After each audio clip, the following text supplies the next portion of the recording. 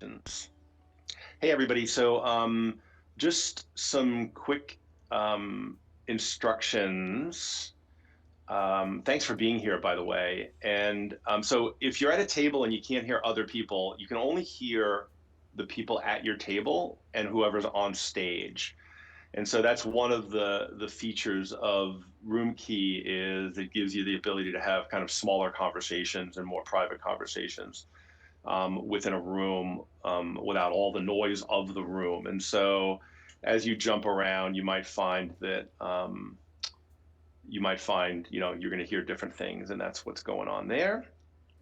And there's some emojis down at the bottom. There's a couple of features I'll let you know. The emojis are cool. One of the challenges as a presenter in virtual platforms is you don't necessarily get feedback from the audience, and so thank you, Molly. And so you can like hold down the applause button, and if everybody does that at the same time, we feel loved and appreciated, and our egos are fulfilled, which is important to anybody who does public speaking. I shouldn't say anybody; it's important to me. Um, and yeah, and so the other thing is that you'll notice it. They're trying to do a good job, as good a job as possible of having your voice drive the avatar. But the emojis are where you can express yourself a little bit more accurately and timely. Um, and then there's like a little selfie feature. If you look down, there's a snap button with a camera icon, and that kind of changes your view into a camera, and you can spin around and kind of take a picture of yourself, or a picture of your table, or a picture of the room, and then that goes to your feed. And depending on what device you're on, it might save to your photo library or your or your hard drive or whatever. So you can play around with the little camera and do little virtual selfies, and yeah, and share them on social media or whatever you want to do. So Charlie just sent me a text message of me up on stage. He's already figured it out. Woohoo! Thank you, Charlie. Charlie, do you want to? I'm going to invite you on stage. Let's see if I can figure out how to do that. Let's see. I'm still obviously working on navigation. Invite speaker. There we go. Accept. Charlie. Hey, Fink. And so, um, Uh-huh. yeah, give a hand to Charlie. Big hand. We love Charlie. Thank you. So everybody is a plant. I know them all. And so, yeah, it's really interesting as we explore these virtual events. I ran this big, Kylie and I ran this big virtual trade show, 3-day thing, on a platform called Hopin, which everybody probably has heard of by now. Um, Fastest unicorn, I guess, we've seen in history, is what I'm hearing. Charlie, have you heard that? Yeah, I mean, I have a hard time wrapping my mind around it. I guess they charge a lot. I haven't been to an event using their platform that I would characterize as successful. So Mm. I don't know what the valuation is based on. I guess they're popular. I can't tell from where I sit, but I haven't had good experiences on the platform personally. Yeah, yeah. We did a when you and I were kind of independently and then kind of coming together, testing all this stuff early in 2020, towards in the beginning of the lockdowns. I think Hopin, this platform at the time was called Tio, and one called Run the World were the three that I think at the time stood out the most for me. And Hopin had just come out of stealth, and and obviously Room Key and Run the World are still pedaling along, and Hopin somehow like caught a rocket ship, and now what, $3 billion valuation or something in a Yeah, year. I guess their big advantage over others is their ability to scale. But it strikes me as more of a video chat product, and as a way to manage video chats and interface with for multiple tracks and multiple chats and threads going on at once. I guess it's hard to get that product as an all-in-one any other place. Zoom doesn't provide that, which is a missed opportunity for them. But it is still video chat, and I don't need to go to a conference filled with video chat. I really don't. I mean, Hmm. go to TO, I'd go to Engage, but uh, you know, I just, I'm not looking for more ways to be virtual with Zoom. It's 2D. You lack eye contact. There's no camera behind the screen. There's no. It's not really that much better than the old conference call. Once you get over a couple dozen people. Yeah. Yeah, I think the key to their success, like you said, was scale and meeting people where they were. People were using Zoom, and Zoom wasn't really designed for large scale conferences, and the ability to choose your own adventure. That was one of the things I liked about it, was it gave the attendee some agency over what they did and where they went, and they used a metaphor of a convention center. So they basically said, we're a convention center. Organizers can come in and use our concrete, or silicon, and build all of whatever they needed from an experience standpoint. And I think that was something um, that wasn't available at the time. And then they landed some big conferences. They landed TechCrunch Disrupt, for example, which, um, if you wanna if you want to get known in the tech industry, have TechCrunch Right. Disrupt in your platform, right? Early on. And of course, TechCrunch Disrupt, as well as many other uh, virtual events like the ARA annual event, Yep. was greatly democratized by these remote platforms. So yeah, it's video, and yeah, we're all sick of it and kind of over it, but tens of thousands of people who would otherwise have been confined to seeing YouTube videos later were able to participate live at a very low cost. No travel, no lodging, none of the complexities of getting to an event and paying for an expensive in-person ticket. And it's not like these events are big money makers. Yeah. Yeah, we did an event, um, in February, called Show Up, and it was in. We put, I was like, how hard can it be? One of the hallmarks of an entrepreneur is naivete. No matter Oh how long yes. I've been dumb on it, that was my eighth startup, right? Yeah. And I'm 57 years old. You'd think I'd know better You by know, now. And you I was know like, the old how hard saying: can it be? always do sober what you said you'd do drunk.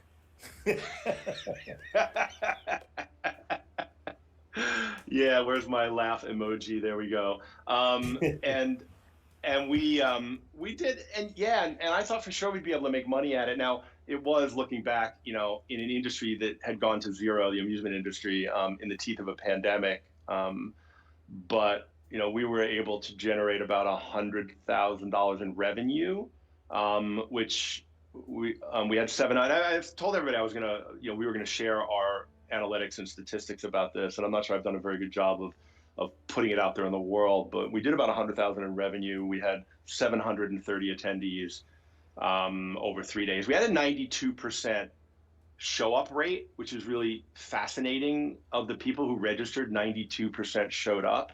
And just looking here, we've got, I don't know, a dozen or so people, and we had 61 people registered, for this event. And so I think, historically, the show up rate for, um, virtual events is fairly low, but we had a really high show up rate. Anyway, we wound up losing or investing, I don't know, 20 or 25 grand in that when we were all said and done, which, from what I hear from a first time event, actually isn't that bad. It could have been way worse.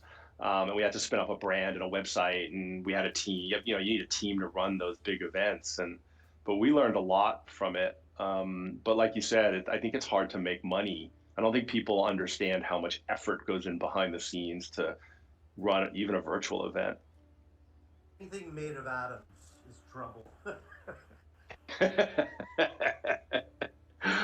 So what's so Charlie, look, you've been professor. Actually, I want to call you Professor Fink. I kind of like that. People call me, they call me Prof C. Prof C. That's a rapper name. Prof C in the house. Good, yeah, I should make Um, up a little Prof C rap. oh, totally. Oh, where's our Brady Bunch video? I wonder if I can pull that up. So I so you jumped in really when you saw the world changing and work changing and behavior changing. You jumped in really early to kind of get your head around what was going to happen and how the technology, how XR technology was going to play a role in that, and culminated at the time in a book um, called The Future of Work. And it was really about remote collaboration and virtual events. And so start out by telling us what did you see? Let's go back a year, a little over a year when it started. What did you see then? And how is it contrasted if it has? Like what's come true and what did you miss? And what's played out differently that maybe surprised you? Let's start there. Um, I thought when things started to go south and we were all going into quarantine, um, I did not really think about what it would be like for it to last 18 months, which it has. Uh, and I do think a lot of things changed in Wrong that 18 emoji. months. Retail. So, what did I expect? I thought it would essentially be the end of retail, right? Anything that was happening, like telemedicine, would be accelerated, or anything that was failing would be accelerated too. And now you walk down the streets of New York, and it's sort of normal, but it's like there was a neutron bomb, but it only took out stores selling things made of atoms. Right now, all the stores are restaurants, or other kinds of services. But there's no places selling goods. I mean, I guess, Lowe's hardware, Costco, but no places along the street anymore. In a place like New York, so that'll change. That real estate will change. I think there will be less of a need for big offices. You'll have these big open plan offices where people just wherever they sit down with their laptop is their office. So, that's going to be a trend that continues. Of course, in a place like New York, WeWork continues to be a good idea because people's apartments are really small. But I think, Yeah. more and more white collar workers are going to be working from home more and more. So I thought, oh my God, finally VR has its moment. This is our freaking moment, dude. Right? Because for the first time, really ever, um, you know, uh, man had a scarcity of VR's most important quality, which is presence. Mm. Right. So I thought this is the moment when the world can really start to understand the opportunity here and how the world is going to be pivoting toward these kinds of number one experiences, number two virtual experiences, and virtual experiences as a part of work or as a part of learning. And this coincided really, the Quest was 6 months old, but all of this came down, and then the Quest 2 came out. So, I mean, it's interesting how this is tracking against Oculus. So it's been really great for the business. And I thought that there would be an explosion in these remote collaboration sites, and indeed there has been. Right, there are 37 of them at last count. Now, I think 10 of them are significant, and they may merge, they may get acquired, but then there's going to be a lot of attrition among the remaining 27 sites. But that is what always happens at the beginning of a new medium. So suddenly people were asking, well, what's it for? I'm not a gamer. Right? I get it. Gamers like it, but what's in it for me? Well, presence, the one thing that you are now missing. Now, what has surprised me? I don't know. I mean, I think I should have seen at the beginning of the pandemic how, especially when these big relief packages started going through, how the stock market has gone through the roof since all of this has come down. And I certainly didn't expect that. I thought we were going to see, a long period of stagnation. But again, the amount of dollars available in the world is, increased by 50%. So, and maybe it'll increase even more in the near future. I was surprised by the run up in crypto. I was surprised by the NFT thing. I think the NFT thing is so early, it's kind of funny. And I think most of them will be worthless. I do not think there is an established standard.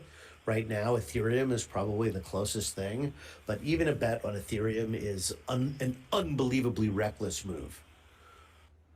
Bitcoin's down Yeah. 50%. So anybody who got caught up in Bitcoin hysteria, so I mean, that's what you signed up for is this incredible volatility. I don't think these cryptocurrencies are going away, but this is the early. They're not even as far along as the virtual collaboration platforms.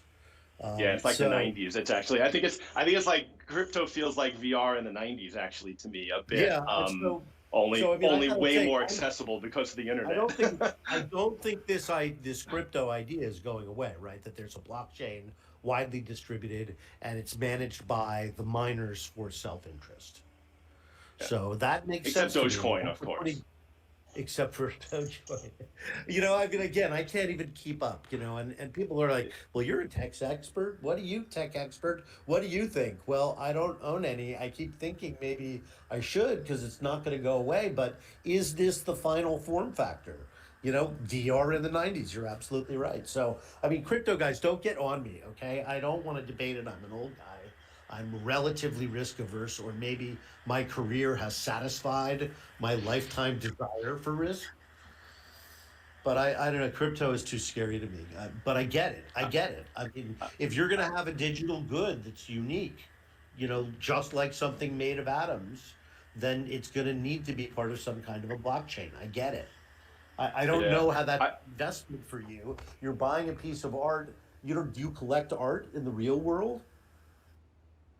I mean, why don't you just yeah, go I buy thought it? I thought the recent I don't know if you guys saw this week. Tim Berners-Lee is auctioning off the original source code and some other things for the World Wide Web as an NFT. And I do think that I don't want to make this a blockchain conversation because that would be a massive red herring for everybody. But Yeah, because I don't know I anything do about it. I'm the last I person don't in know this anything room. about it either. We can save that for networking. Yep. So look, so what platforms are you seeing on the collaboration side? So that like some of the early ones, Okay. you Well, we know, talked you know, about we talked about Verbella and Tio yep, or Ruki as two platforms that are succeeding because they're meeting people where they are. There's still friction, especially if the video game metaphor comes hard for you. It's hard to believe there's still people like that in the world. But if you go into most businesses, it's every other person. So these platforms are still considered on the edge for large enterprises. They're experimental. The VR on the VR side, and when I say on the VR side, most of the ones I'm going to mention are PC and VR. But I think Microsoft has done a terrific job with AltSpace. I think there's VRoom inside of VR Chat, which I also think is a tech platform that is really succeeding and super versatile, and can be used very effectively, just like AltSpace, for all sorts of business and collaboration. But mostly, we're talking about education and training right now. Collaboration, yeah, there are small teams doing it, but I don't know if that's going to be the big category. Again, we were just talking about hop in. I mean, you want venture money, you've got to go after the big, really big, super scalable things. And a bunch of people in a conference room is not that thing. That thing is going to be yeah, these large scale events and conferences. My son works for Bright Talk. That's the super secure international video, hyper secure video thing that big companies use when they want to address all of their salespeople or do a product introduction. So, I think in a lot of cases, people would have traveled to those kinds of events. We were all running around the world very casually.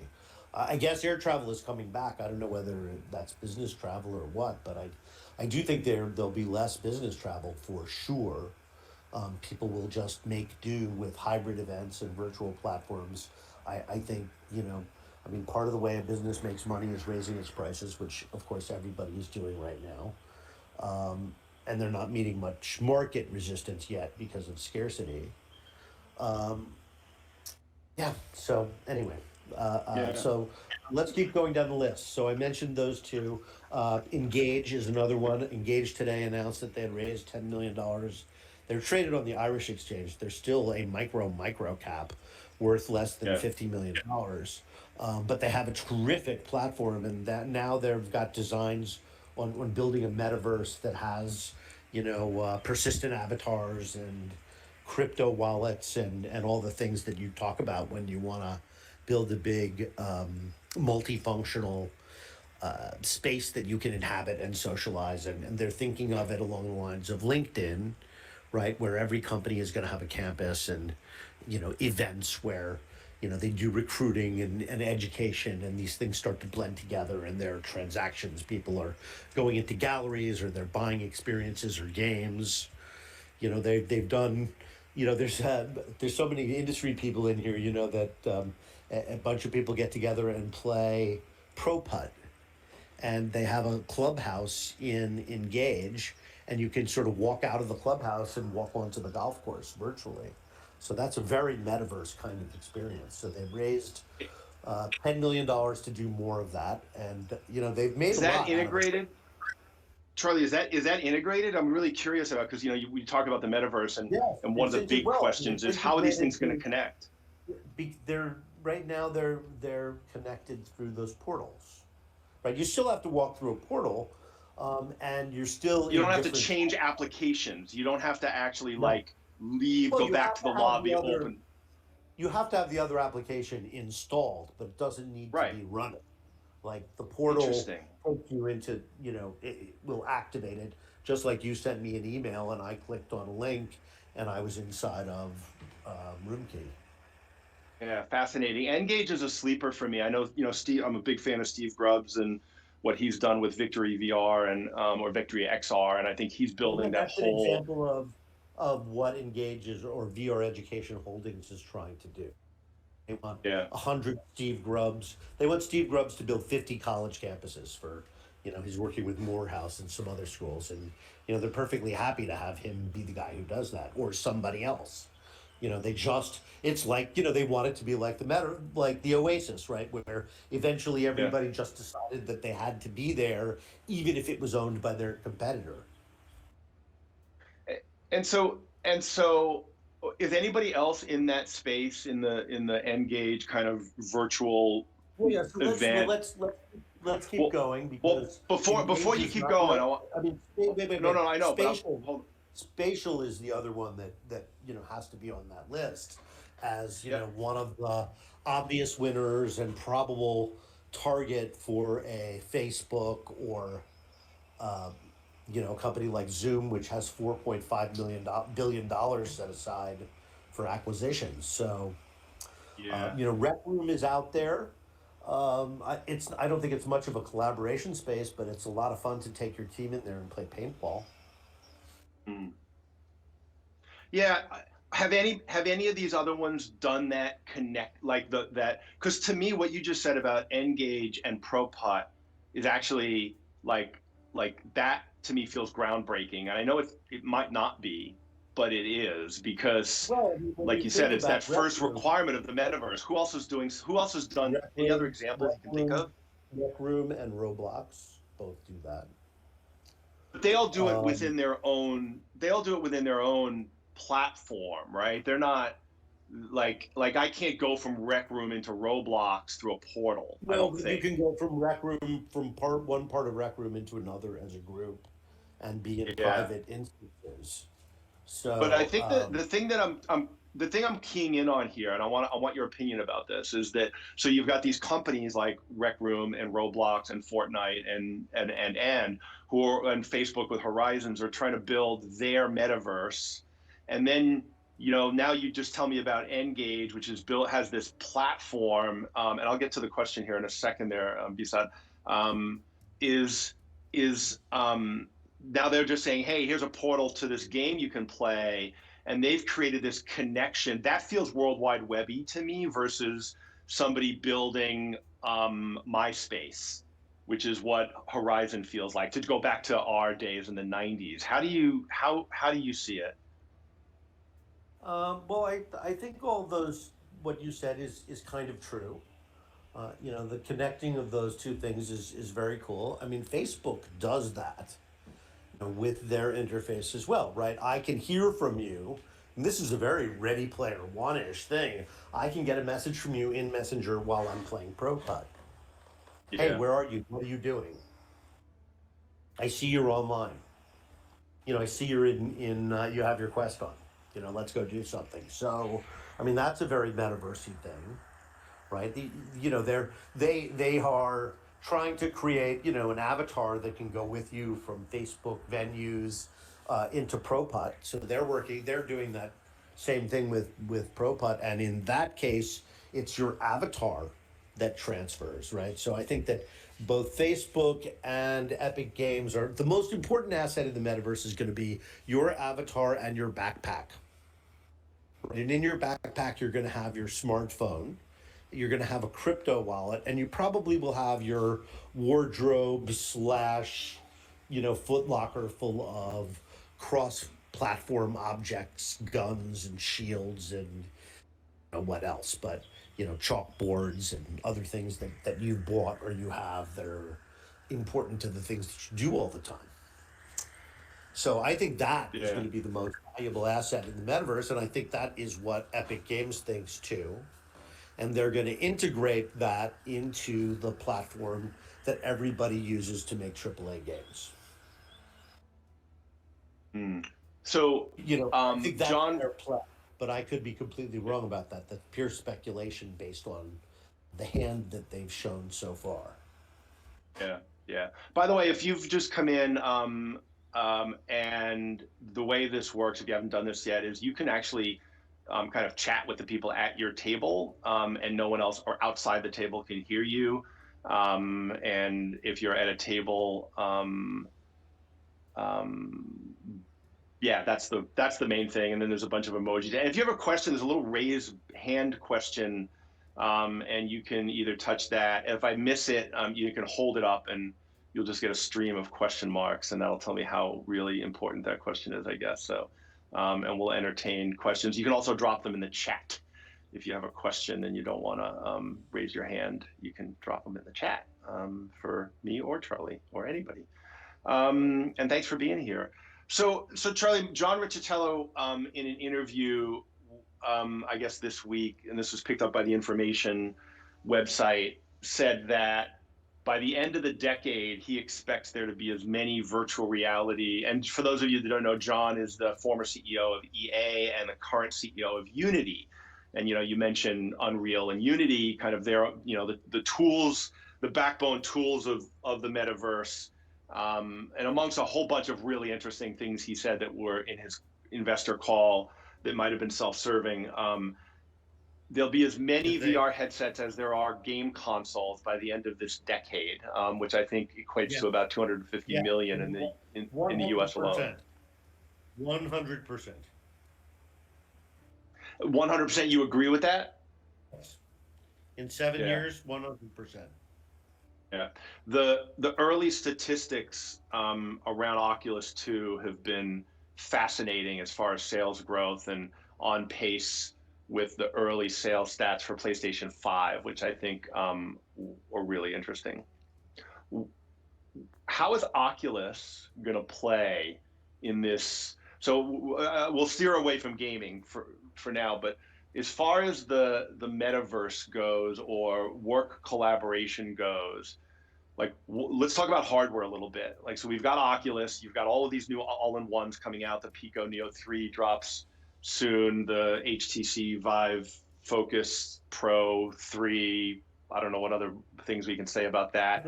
I've actually got haven't opened mine yet. But what do you see happening in the hardware space Consumers aren't gonna, for consumers aren't going to buy those. What's going to happen in the hardware space? Facebook is going to upgrade the Quest. Um, the brands that you just talked about, Pico and HTC, are focused on the enterprise market, which is huge and growing faster than the consumer market. Um, but I think right now it's Oculus, and we'll see what happens with Apple. That's sort of the sword of Damocles, if you will, hanging over Facebook and the rest of the industry. But I've got a feeling Facebook and Apple are going to be um, squaring off in the AR space. And just to be clear, AR is VR. If you put shades on if you pull down the curtains in your AR glasses, you're in VR.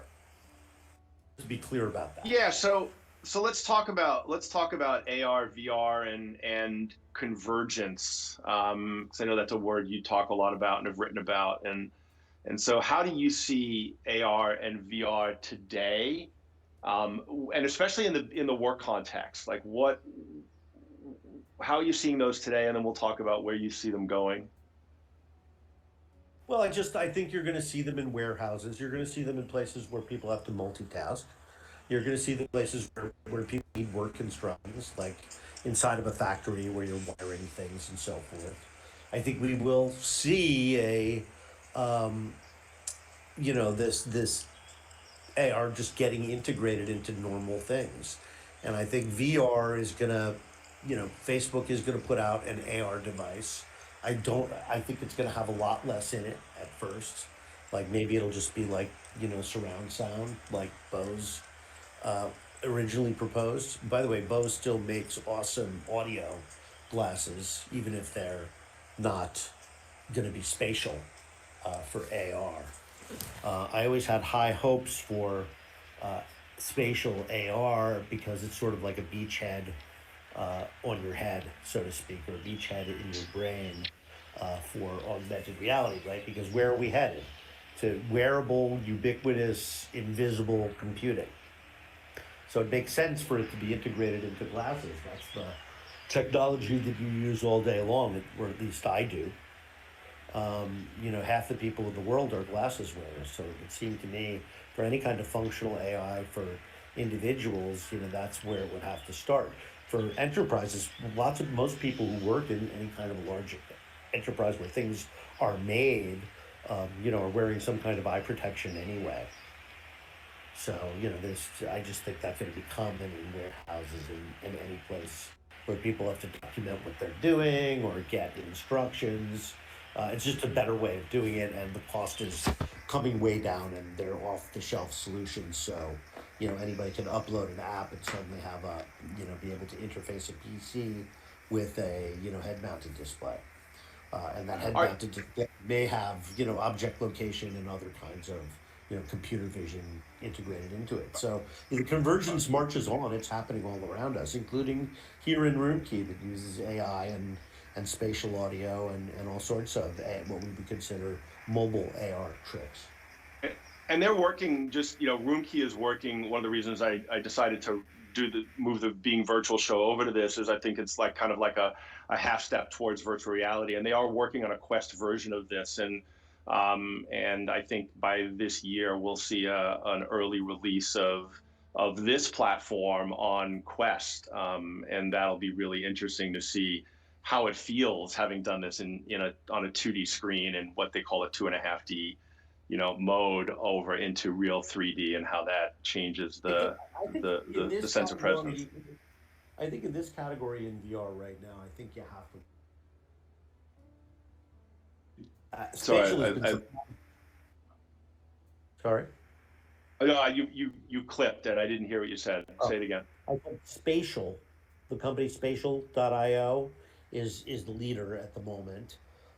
And Spatial has been surprised at how people use it, how much people are using it for socializing and watching TV together and just hanging out.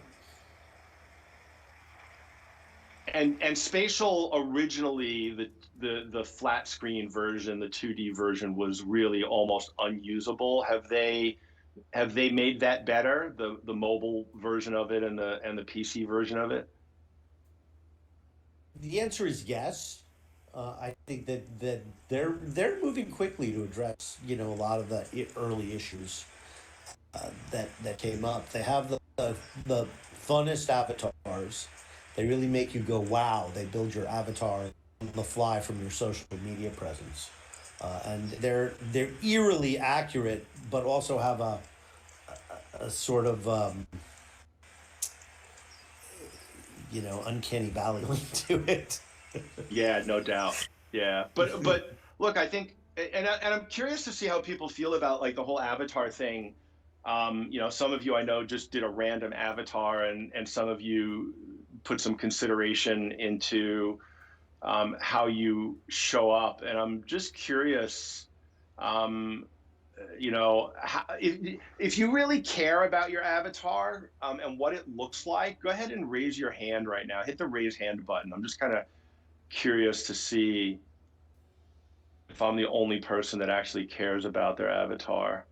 Um, and if you and if you don't care about your avatar now, go ahead and raise your hand. Let's see. Okay, so it's about half and half. Interesting.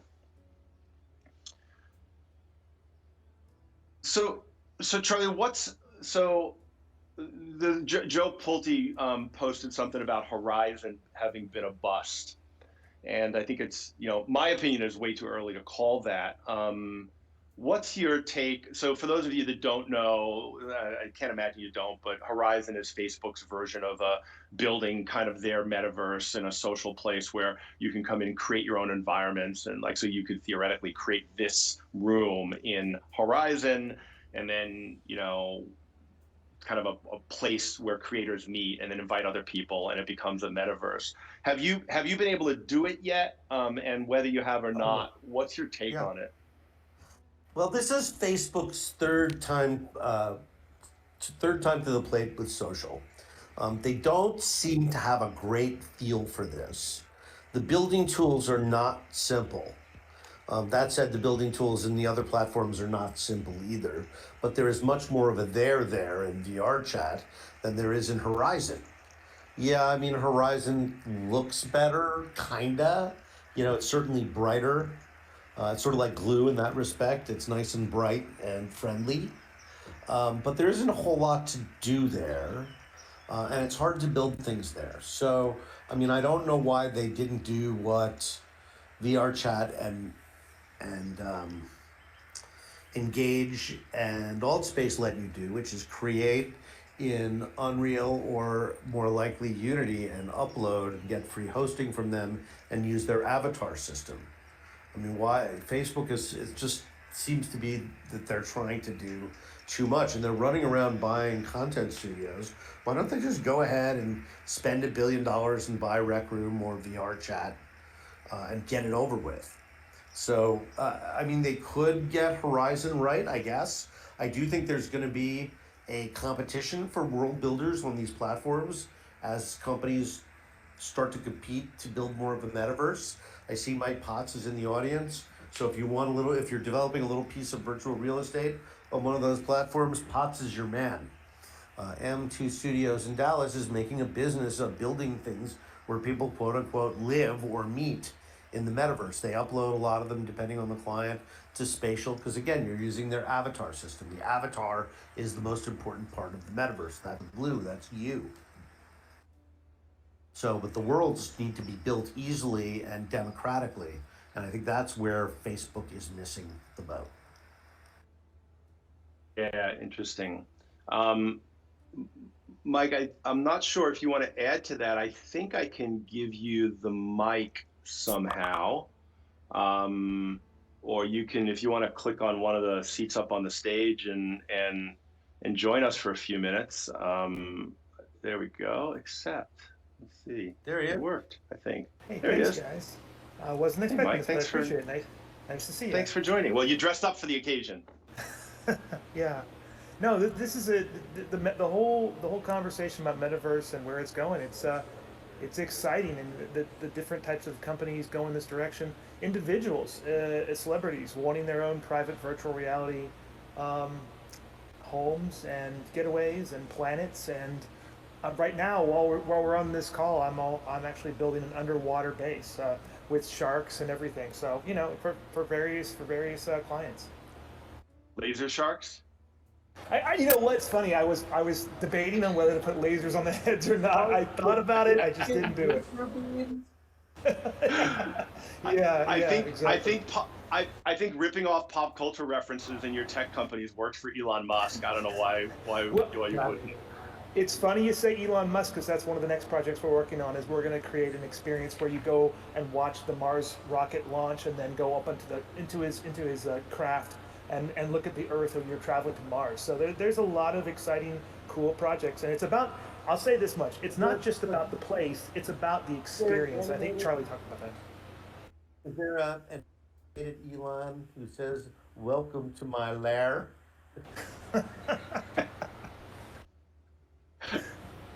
Wait, where's my laugh emoji? There we go. I'm slow on the emojis.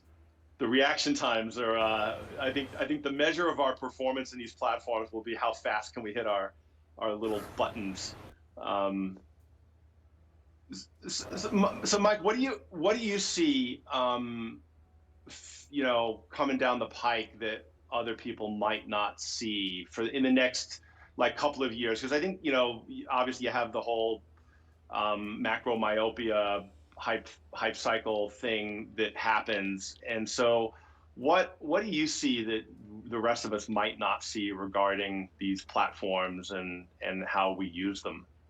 Well, I think the biggest thing, and I hate to sound businessy, but you know, I've been going around to the different platforms. I work with, I would say, six of the bigger platforms out there: Arthur, Engage, Spatial, Altspace, and a couple others.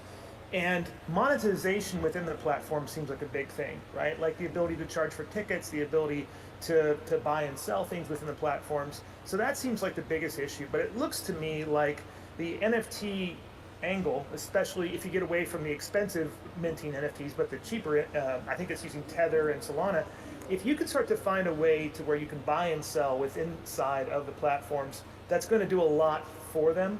And I think that what I see is because I've gotten kind of sort of lucky with Spatial, but they brought me a lot of clients. They've sent a lot of work my way, but they've connected me to a lot of these NFT companies. So I've met and interacted with, and I'm having lots of conversations with different groups over the whole blockchain NFT world.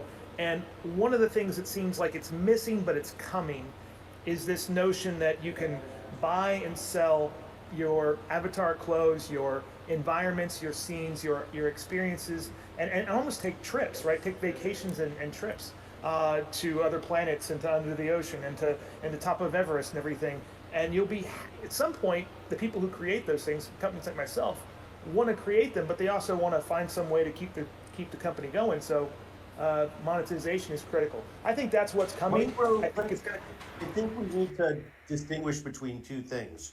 One is a blockchain to verify ownership of digital goods, and and then a kind of digital currency that enable micro transactions. Right? What Correct. works is anybody who goes to see the Travis Scott event pays 10 cents. Okay, that's a reasonable contribution to ask from somebody, but how do you do a 10-cent transaction? That to me is what's missing. I think that is different than the NFT conversation. They're being conflated, but I don't think that's correct. I think you may need a third kind of currency, um, which is more like a currency that would be issued by a bank, which is like the Bank of Rec Room or the Bank of Second Life. Yeah, there's different levels of NFTs. There's the very inexpensive stuff, and then there's the big expensive stuff. Yeah, and Right. and and I'm look, I'm curious about because I've just been researching some of these neobank offerings that are coming out, and these kind of new fintech companies that are spinning up new really really modern offerings because the banking sector is so slow to respond to consumer change, and I just wonder how that might intersect with this thing you're talking about, like Mike, the idea that I talked to the head of VR for KLM and interviewed him last year for season one, and he talked about how KLM, which is the world's oldest airline, over 100 years old, commercial airline, and they are looking to disrupt themselves. They realize that at some point people are going to be traveling and taking vacations and business trips in VR, and they want to be able to provide that experience and extend the brand into the future and disrupt themselves versus having somebody else disrupt them, which I think is visionary and crazy. And so I'm curious about, like, how far off is that? And because you made it sound like it's like, I'm thinking it might be 20 years, and it sounds to me like you think that might be closer in.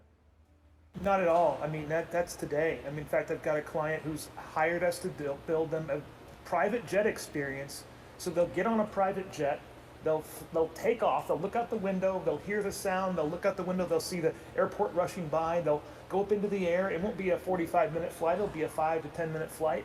Then they'll land at their airport where they want to be. They'll get out of the private jet and they'll get into their meeting. And the whole experience is actually a sales presentation, because while they're in the air, on the big screen at the front of the airplane will be the promotion of their new big property. So you could see rockets, you could see submarines, you could see planes, and it's not just a space, but it's the experience. And if you can take the experience into various levels and various stages, you're kind of controlling the entire narrative. Wow. It's a lot of fun too. It's my favorite part. Is it's a heck of a lot of fun. Yeah, I'm thinking about it from an experiential standpoint. So basically, what you're doing is you're contextualizing the pre-show to a sales pitch in a way that feels luxurious and is something you wouldn't normally get to do. So it elevates. Because one of the things I'm always questioning is, like, where does VR make it better? And that's where the applications, I feel, a lot of times fall down. And you just hit on one that I hadn't actually conceived of. So where that's so much of a better experience than not only Zoom, but real life, right? Getting in cattle class, you know, Right. dealing with the airport security, all that other shit, 3 hour plane ride versus having the 15-minute experience of a private jet, and then shock, wow, Yeah. crazy. And we're building penthouse apartments in various cities, and these 10 million, $20 million apartments that in the real world would be crazy expensive, but they don't cost anything to build in the digital world. And then you can have your clients over there and entertain them, and you can even change out the scenery out the window. So if 1 minute you want it to be Tokyo, the next minute you want it to be Mars, or on a distant planet, you can do that.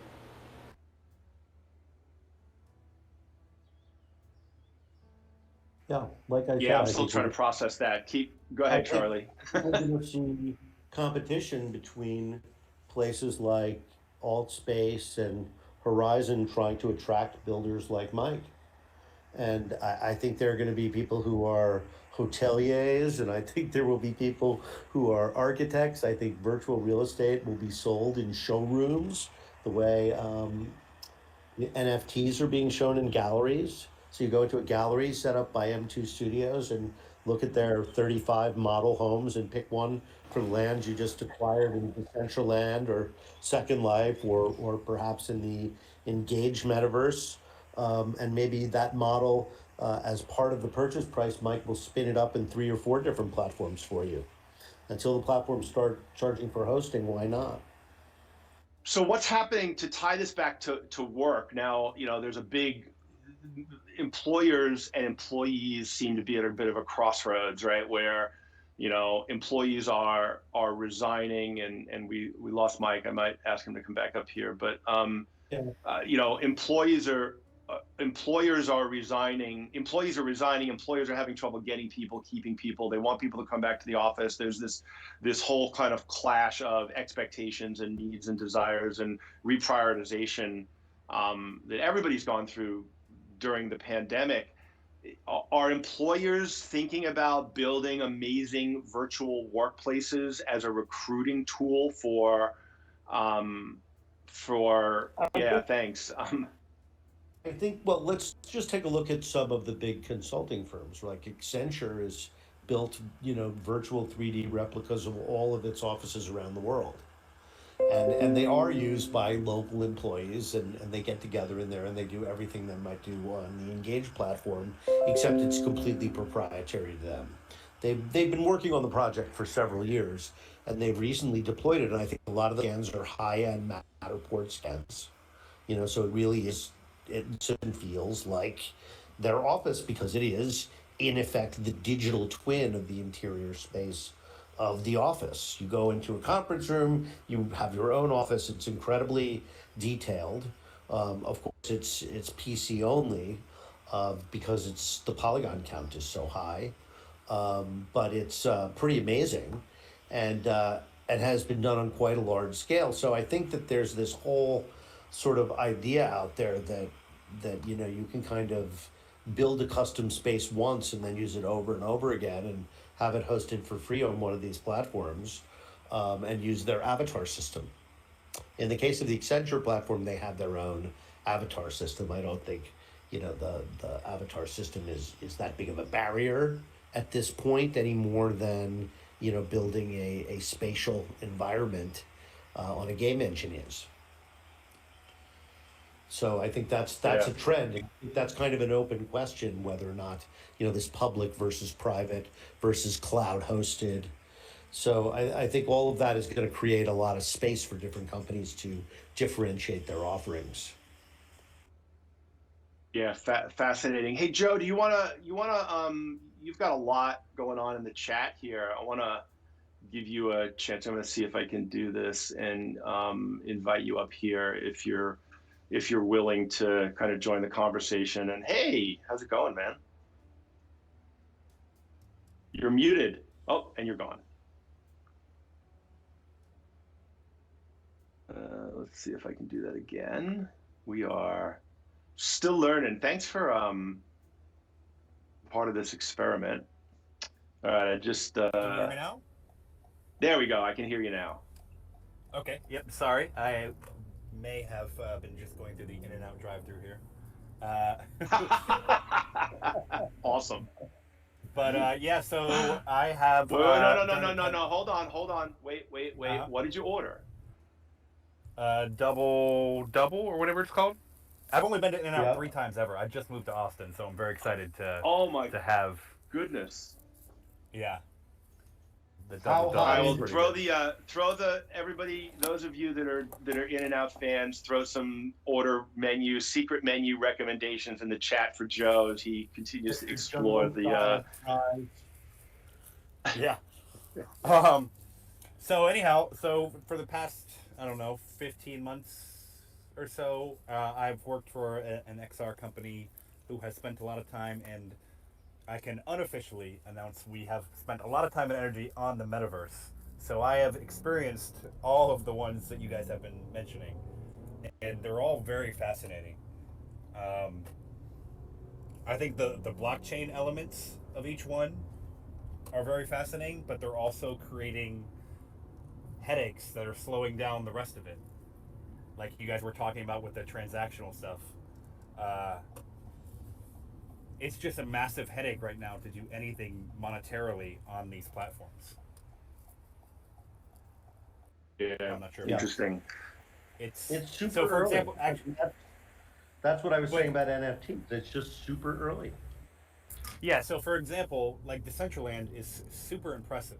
You go there visually. You don't even need anything. You can actually just use a web browser for what the version has right now. But in order to get money into my account, I have to buy $50 of I cannot think of the name of their crypto, but I have to buy that on Coinbase. Then I have to transfer that to my MetaMask wallet. Then I have to go from my MetaMask wallet and get it to transfer over onto the actual Decentraland blockchain, which, depending upon the time of day, there's transactional fees. So buying $50 of that actually cost me $120 at the end of the day. This is the definition of friction. Correct. So, visually they're becoming quite impressive. And the things like I watched a live stream on Decentraland of like a live sporting event, which made me think like, Decentraland is on the blockchain, so it's really hard to get anything pulled off. So, what does this mean for the future of pay per view? Um, but that's a whole nother sidebar. Um, yeah, I don't know. The metaverse thing it's all across the board right now, and as I've mentioned in the chat, Facebook and Oculus are just basically sitting back, being super careful, super conservative, which for the past 4 or 5 years has been their mo from VR standpoint. Um, I don't know. Maybe Valve could make a play. I don't know Yeah, who else. I think Yeah. well, I think that's the thing is I I think think everybody's making a play to build their own version of it, and that's why I was like super interested in this Pro Putt portal from Engage because until somebody's going to build the open version of this, and that's where I think it's going to land. I don't think a closed version of the metaverse. And as I say that, I think about Apple's ecosystem has been really successful. So, there. it So depends how I guess good I'm it wrong. is. If something is sufficiently good and sufficiently scaled that everyone says, fuck it, I'm not going to build my own, I'm going to use theirs, that could work. That I'm not sure it's going to play that way. I think, certainly, as you point out, the open way seems like it will scale faster. The web would never have scaled like that if it was AOL. Right. Use Well, one it did for a example, right? while. Like AOL was the web for a while, right? You No, worked because there. I mean, AOL didn't do HTML web pages. AOL had its own walled garden. but but I think from a consumer perspective, like the number of users that they had as far as a market penetration of web users was it had to be staggeringly high, right? Like when they were Well, giving of away course, I CD-ROMs and mean, Sunday papers, right? right, of course it was. I mean, they had 20 million, 25 million people where the next most popular one had less than a million. Yeah. That fell apart So partly because of the walled garden. so that's And how it also the starts. So product maybe it wasn't good. starts with sorry. No, the product wasn't good enough. Once things became web-based, once, Google search matured and really started to work around 2000, it was over for AOL. It was, as they So say, all over except for the shipping. yeah, do you see that? So do you see the way this play? Like, so I do believe history repeats itself, and at a meta Yes. level. And so, Yeah. do you see this where there's like a couple of dominant closed metaverses, and then Yeah. ultimately something unlocks the door, and it just goes to some Yes. open source? Yeah, 100%. That is basically what I've kind of thought for a while is that there will be like a World of Warcraft metaverse. There'll be the Fortnite Oasis. Epic's basically building that already. They have, yeah. Fortnite, Fall Guys, and Rocket League. Three of the top 10 games of the past 10 years in a way.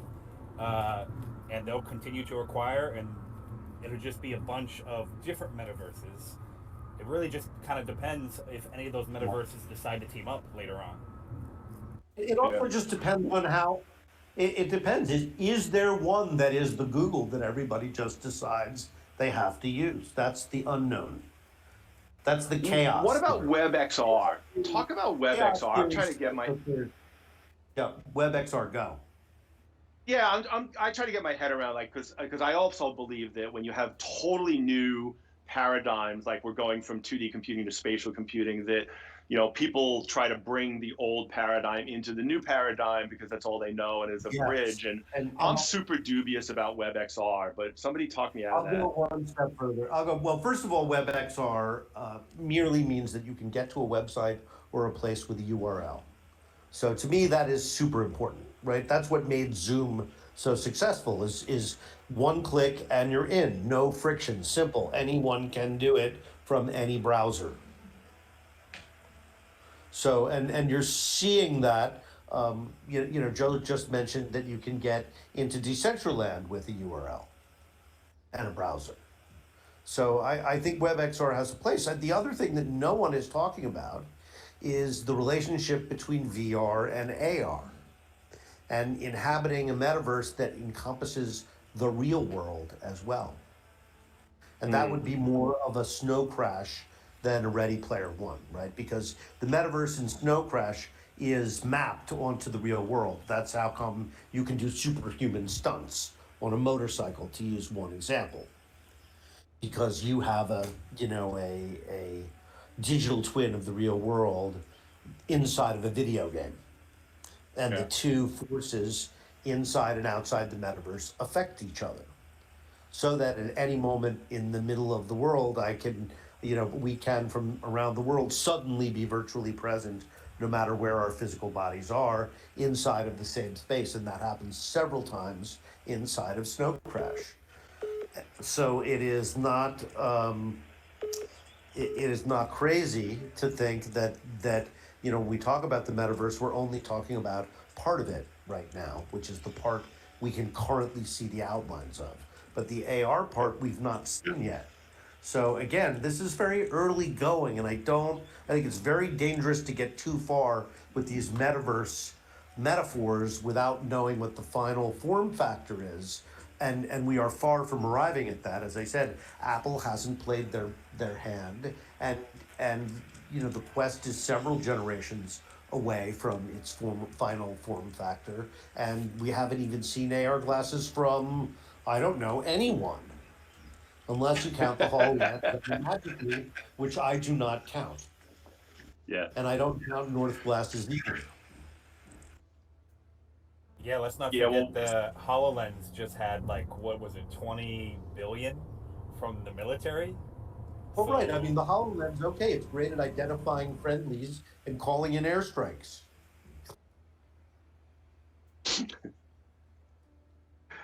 yeah, I'm gonna give that a laugh and a thumbs down.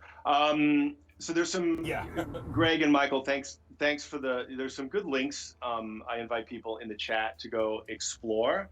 I think let's move down. If you guys are willing to stick around a little while, maybe we move down into a couple of tables and say hi to some people. And Yeah. I want to give Charlie and a big round of applause. Let's hold that clap button.